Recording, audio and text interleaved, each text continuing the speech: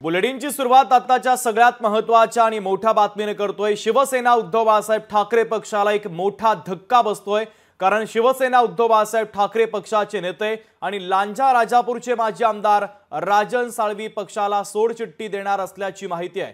भारतीय जनता पक्षाचा झेंडा ते हाती घेणार असल्याची माहिती आपल्याला खात्रीलायक सूत्रांनी दिलेली आहे। शिर्डीमधील 12 जानेवारीला होणाऱ्या भारतीय जनता पक्षाच्या अधिवेशनामध्ये ते भारतीय जनता पक्षामध्ये प्रवेश करणार असल्याची माहिती देखील सूत्रांनी दिलेली आहे। भाजप संघटन पर्वचे प्रभारी रवींद्र चव्हाण यांच्या उपस्थितीमध्ये ते आता भाजपचा झेंडा हाती घेणार असल्याचं कळत आहे। त्यामुळे आता कोकणामध्ये ठाकरेंच्या शिवसेनेला हा सगळ्यात मोठा धक्का मानला जातोय।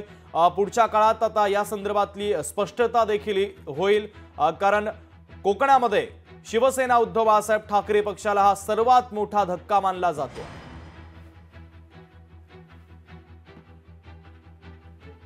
महाराष्ट्रामध्ये शिवसेनेची अजून ताकद वाढवण्यासाठी जे लोक येतील त्यांचं स्वागत करणं, त्या सगळ्यांना बरोबर घेऊन आदरणीय एकनाथजी शिंदे साहेबांच्या नेतृत्वाखाली महाराष्ट्रामध्ये अत्यंत चांगल्या पद्धतीनं शिवसेनेचं संघटन वाढवणं हे सगळंच काम आम्ही सगळेजण अतिशय ताकदीने आणि शक्तीने करतोय। त्यामध्ये जे कोण येतील त्या सगळ्यांचं निश्चितपणे स्वागत। लोकशाही मराठी ऐका, पहा, जागरूक रहा।